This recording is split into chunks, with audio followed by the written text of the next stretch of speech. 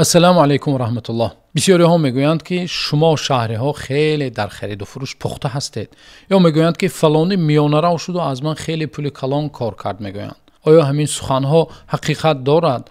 و پیامبر صلی الله علیه و سلم در حق چنین نفرها چی گفتند؟ بیایید سلسله برنامه حدیث های پیامبر صلی الله علیه و سلم در تجارت اسلامی را دوام میدهیم. از پیامبر صلی الله علیه و سلم واقعا در یک حدیث صحیح که این را امام بخاری و امام مسلم روایت کردند، عبدالله ابن عباس رضی الله عنه میگویند که پیامبر صلی الله علیه و سلم گفتند: لا تلقوا الركبان ولا يبع حاضر لباد.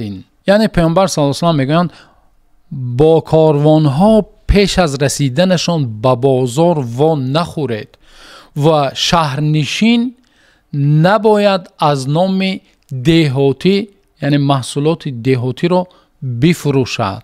ببینید در زمان پیامبر صلی الله علیه و سلم هم چنین بوده است.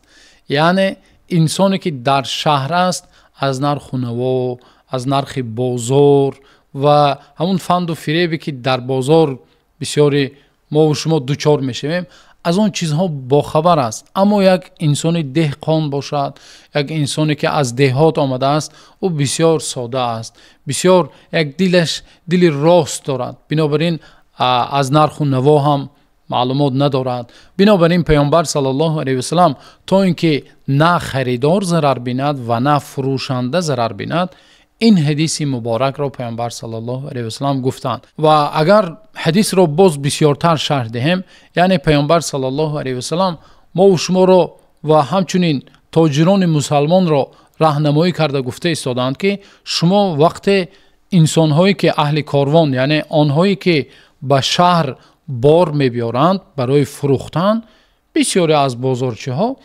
سحر خسته بر وقت خسته همون انسان‌هایی که به شهر بار می‌بیارند آنها را به پیشواز آنها برآمده بار آنها را چیکار میکنند؟ خریده میگیرند با یک نرخ پست و روزانه در بازار چیکار میکنند؟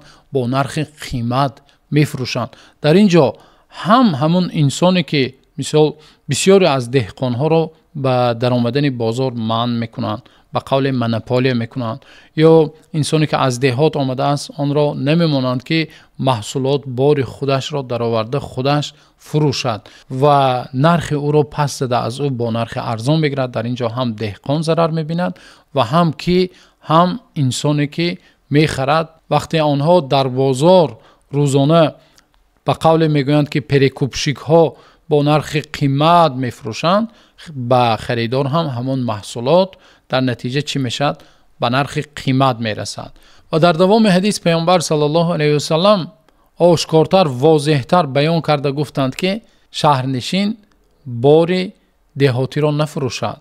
دهاتی از نرخ و نوای بازار آگاه نیست و شاید برای او چیکار کند؟ نرخ یک پستی را دهد و در بازار خودش چیکار کند؟ با نرخ قیمت، با نرخ گران فروشند. دوستان عزیز، اینها مثال ها بودند که در زمان پیامبر صلی الله علیه و سلم چنین خرید و فروش ها در بازار بود و پیامبر صلی الله علیه و سلم برای صحابه ها مثال زنده آورده. پیامبر صلی الله علیه و سلم با یک سخن کوتاه برایشان فهمانیدند و از چنین خرید و فروش پیامبر صلی الله علیه و سلم منع کردند. ولی مقصد تنها همین دو مثال نیست.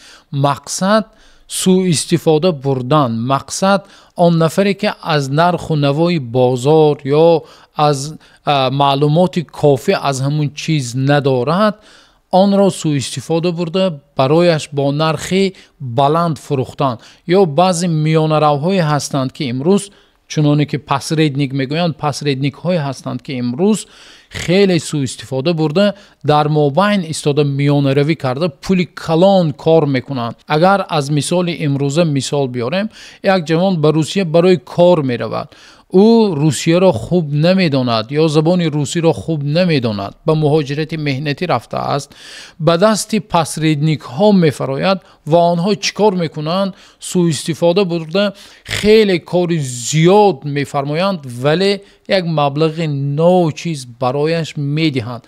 این هم به همین حدیث پیامبر صلی الله علیه و سلم داخل میشود که این حرام است قطعاً. و همچنین باز یک مثال دیگر از تجارت های امروزه، مثلا یک شرکت خردکک یا یک صاحبکار میده یک محصولات را از خارجه یا از یک آنجا می بیارد و کم کم به بازار فروخته همون محصولات را در بازار به قول میشیناند. دیگر مردم آن محصولات عادت کردند و خریدارها و میزاجان زیاد دارد. در این حالت یک شرکت کلان با نفوذ یا به قول بعضی نفرهایی که تقا دارند، آنها چیکار میکنند؟ همون شرکت میده رو از بازی برآورده، همون محصولاتی که الکی در بازار نشسته است آن را چیکار میکنند؟ میگیرند. و این هم به همین حدیث مبارک، به حدیث پیامبر صلی الله علیه وسلم داخل می شود. یا بیایید یک مثال عادی بیاریم. یک نفر در روسیه کار میکند، در مهاجرتی می بیاید، از دهات است و میخواهد برای خود چیکار کند؟ ماشین بخرد. به ماشین بازار می رود، از نرخ و نوا یا از ماشین ها معلومات کافی ندارد. اینجا چی میکند؟ از دهاتی بودنش یا از معلومات کافی نداشتنش استفاده برده برای او چیکار میکنند؟ یک ماشین عیبدار را با نرخ بلند میگذرانند برایش.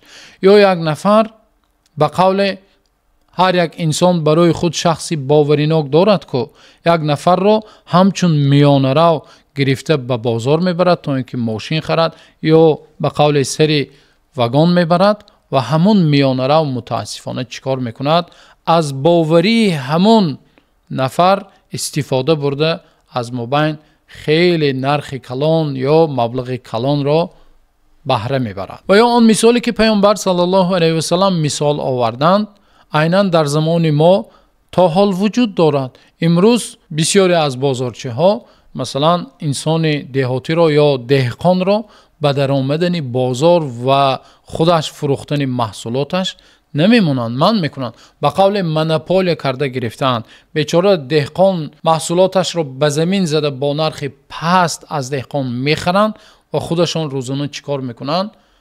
با نرخ بلند، با نرخ گران میفروشند. و چنانی که اهل علم بیان کردند همه همین کارها قطعاً حرام است و درست نیست. الله تعالی را دعا کنیم که الله تعالی تاجران ما و شما را توفیق دهد و الله تعالی تاجران امروزه را موافق حدیث های پیامبر صلی الله علیه و سلم و فرمایشات الهی عمل کردن و تجارت کردن الله تعالی موفقشان گرداند و الله تعالی در کسب و کارشان برکت و رزق و روزی حلالشان همچنین برکات الهی نصیب گردد.